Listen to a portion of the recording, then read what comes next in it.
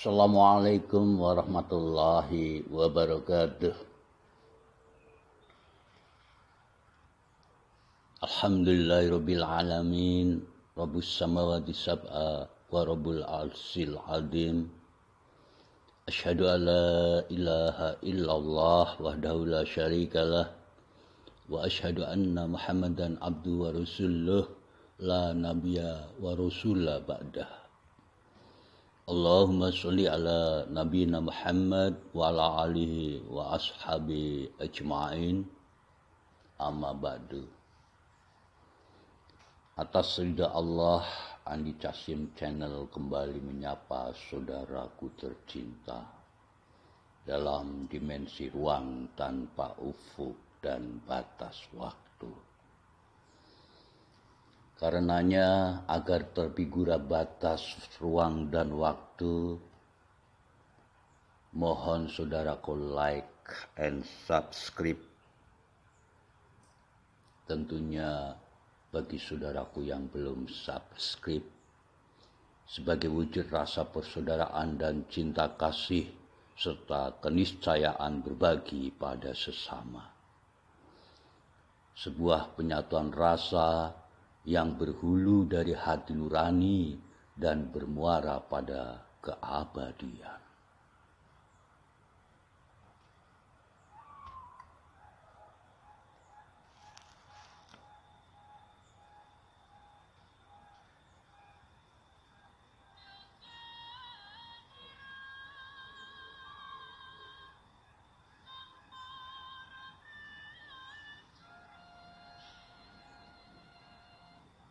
Kang Mas Kanjeng Raden Haryo Haji Tarmaji Budiarsono Adinegoro SE, Ketua Umum Persaudaraan Esatrate dan atau Ketua Majelis Luhur Persaudaraan Esatrate Pusat Madiun periode 1981-2015. Beliau adalah guru, kakak sekaligus bapak bagi saya, tempat saya nyantrik dan ngelmu. Semoga Allah menempatkannya di surga tertinggi.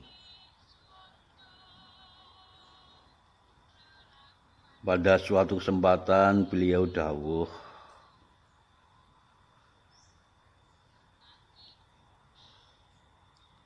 persaudaraan itu adalah nilai tertinggi dimensi rasa, saling sayang menyayangi, cinta mencintai, hamat menghamati, dan bertanggung jawab.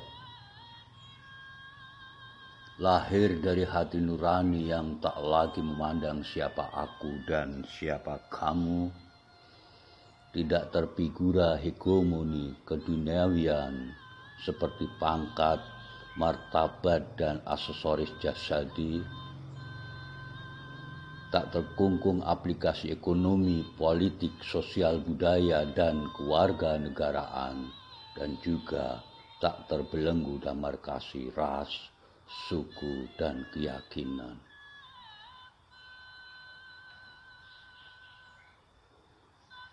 Persaudaraan adalah dimensi penyatuan rasa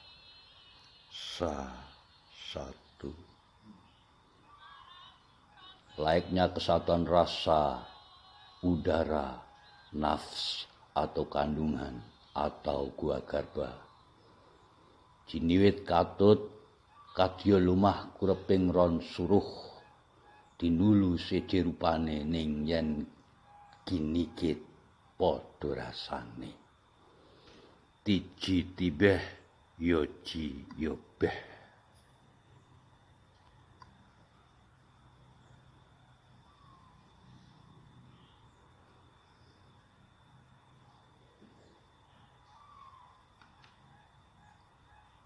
Doa kami, saudaraku, selalu dalam limpahan hidayah dan ma'rifah serta maghfirah. Selamat, sehat, sugih dalam segala hal.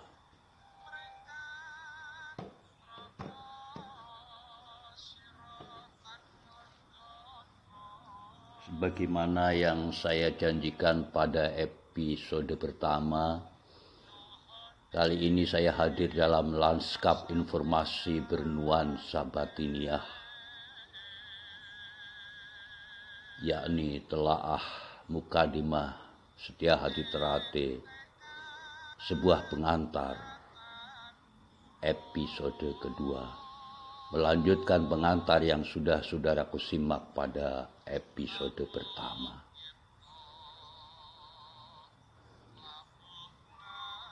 Bagi saudaraku yang belum menyimak episode pertama, silakan bisa klik ke Andi Casim channel di YouTube.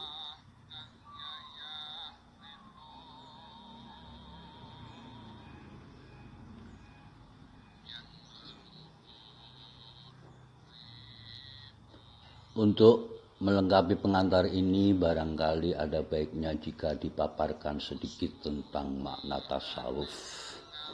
Karena apa yang akan kita kaji merupakan dimensi tasawuf. Ini bisa ditengarai dari diksi mukadimah Setia Hati Terate yang ambigu, plastis, dan penuh makna. Perlunya pemaparan makna tasawuf dan ilmu tasawuf di sini karena apa yang tengah kita kaji adalah sebuah visi keilmuan sebagai buah dari perjalanan spiritual kauniyah yang mesti dijabarkan dengan pendekatan tasawufi.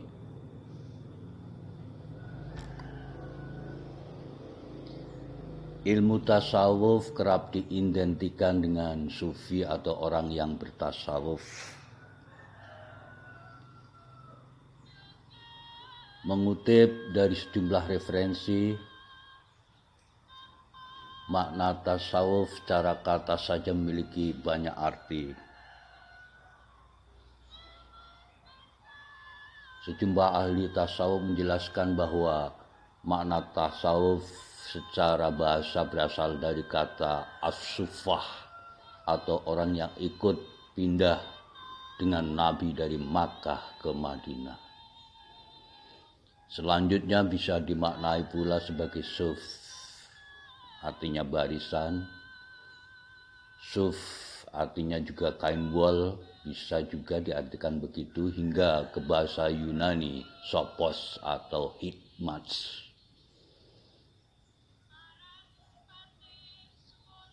Kata al-sufah misalnya menggambarkan keadaan orang yang rela mencurahkan jiwa raga, harta benda, dan lainnya hanya untuk Allah subhanahu wa ta'ala, setia menjalankan sunnah Rasulnya.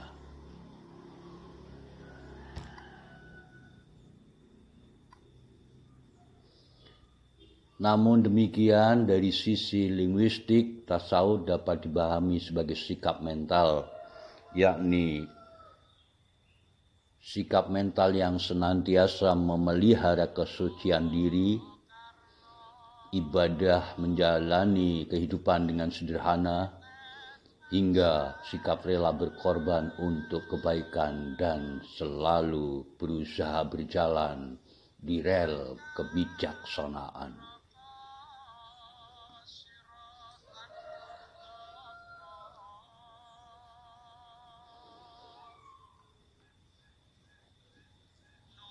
Dari sisi istilah, pengertian tasawuf bisa diartikan sebagai perjalanan manusia yang memiliki keterbatasan dan tetap berupaya mensucikan diri dengan cara menjauhkan pengaruh kehidupan duniawi.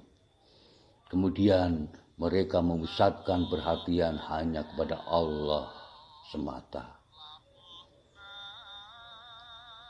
Berdasarkan alur logika tersebut bisa disimpulkan bahwa tasawuf pada intinya adalah upaya untuk melatih jiwa dengan berbagai kegiatan yang dapat membebaskan dirinya dari pengaruh kehidupan dunia.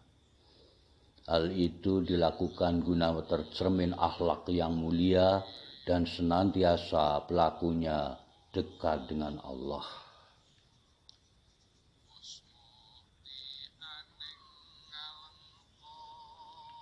Kanjeng Syekh Abdul Qadir Al-Jailani dalam kitab Sirrul Asrar dawuh,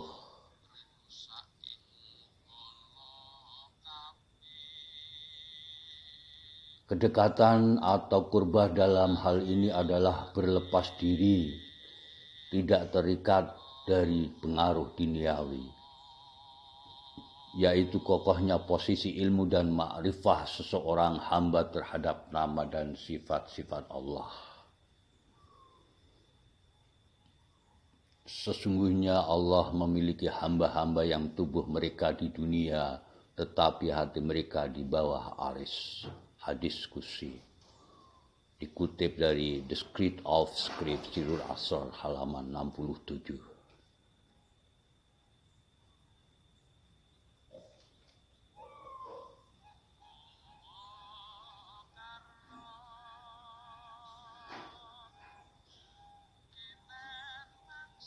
Ketua Majelis Ajar Persaudaraan Setiahadi Ternate, Kang Mas Insinyur Haji Raden Bagus Wiono, sebagai salah satu narasumber penyusun buku ini mengatakan, untuk memahami Mukadimah Setiahadi Ternate, konsep pemahaman yang mesti dijalankan adalah pemahaman alur tematik kepenulisan piramida, bukan piramida terbalik, sebagaimana lazimnya sebuah alur keilmuan.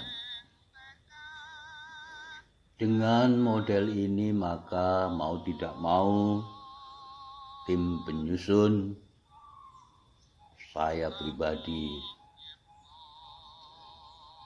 harus membedah Mukadimah dengan teknik bedah kalimat per kalimat, bahkan kata per kata, menyelaraskan perenungan tematik yang tersaji di dalamnya. Paparan detail konsep pendekatan tematik ini akan tersaji pada tempatnya nanti.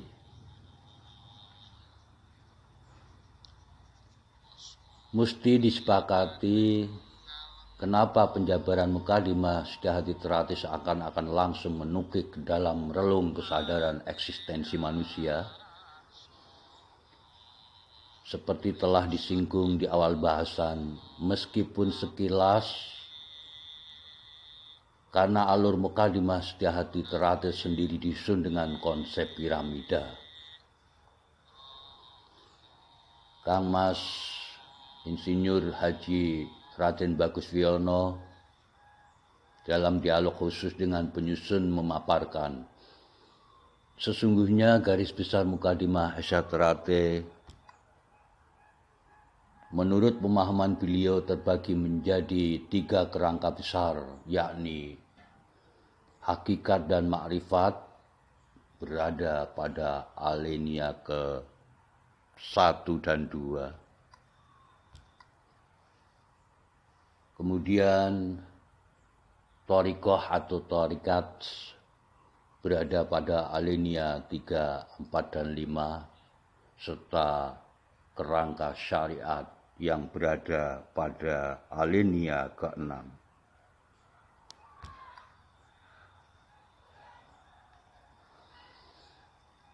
Analogi yang menjadi dasar beliau adalah tradisi wewaler atau nasihat wong Jawa pada umumnya, atau semacam doktrin membedah kesuksesan tak tertulis yang tervisualisasikan dalam wujud titir tinular.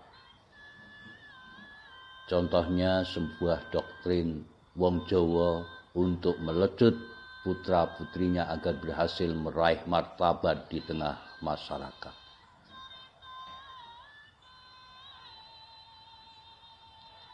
Contoh itu antara lain begini. Le, sok nek awakmu wis gedhe dadi dokter ya. Ben dadi dokter sekolahmu ya kudu pinter. Ben pinter awakmu ya kudu rajin sinau.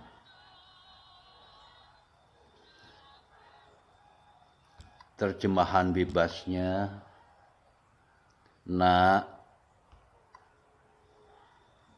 Besok jika kamu sudah besar, jadilah dokter.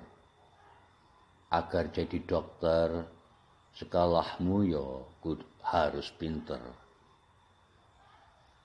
Agar sekolahmu pinter, kamu harus rajin belajar.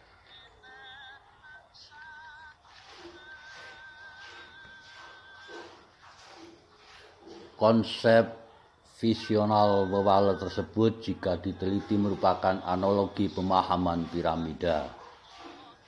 Dalam bahasa ilmu setia hati barangkali bisa dikatakan sebagai konsep pemahaman filosofi bujang tumpeng, yakni berbentuk kerucut dengan struktur dasar lingkaran besar, global, terus terstruktur ke atas, mengerucut, mengarah pada puncak arsenal yang jika dikaji lebih dalam lagi mengarah pada titik nisbit atau nol atau fana tak terhingga.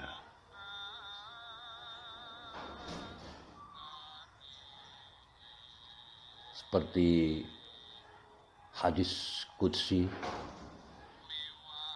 matilah engkau sebelum engkau mati. Dalam bahasa setia hati kita sering mendengar ungkapan mati sajroning urip, urip sajroning pati.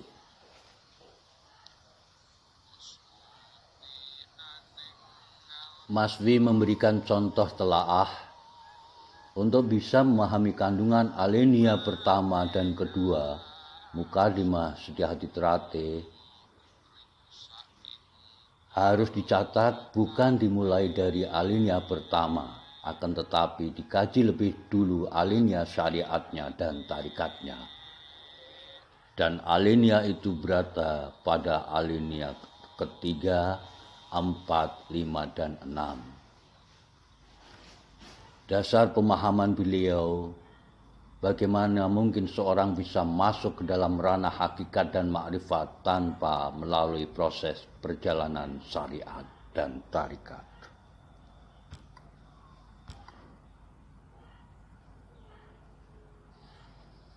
Setelah paham kandungan makna dari alinea ketiga, 4, dan 5 serta 6, kata Mas Wi, baru kita akan bisa memahami hakikat yang tersurat dalam alinea pertama, kedua.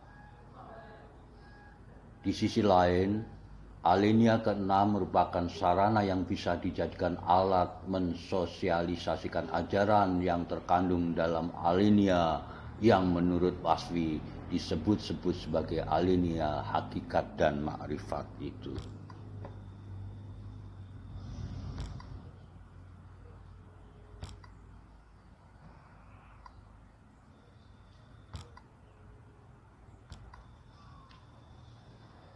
Agar kajian Mukadimah Setia Hati Terate ini bisa diterima dengan mudah dan jelas, saya membubuhkan numerik angka pada penggalan masing-masing kalimat yang dikaji.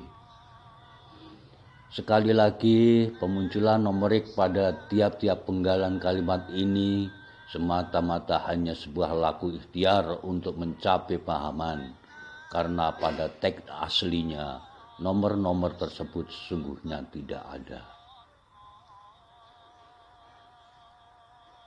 Betapapun kecilnya nilai-nilai subjektivitas dipastikan mewarnai sebuah kajian, sejatinya itu muncul karena keterbatasan diri saya pribadi, di samping minimnya referensi yang bisa dijadikan pembanding. Selain mohon maaf, saya tetap berharap yang sedikit ini bisa bermanfaat. Layaknya sebuah tanaman, kajian ini jadilah benih yang tertabur di lahan pengharapan dan bakti saya pada kakak, bapak, sekaligus guru spiritual tercinta, Kang Mas Kanjeng Raden Haryo Tarmaji Budiharsono Adinegoro, sarjana ekonomi. dan juga bakti kami kepada perintis, pendiri serta tokoh yang sudah berjasa membesarkan persaudaraan Setia Hati Ternate tercinta. Semoga bermanfaat. Wabillahi taufik wal hidayah. Wassalamualaikum warahmatullahi wabarakatuh.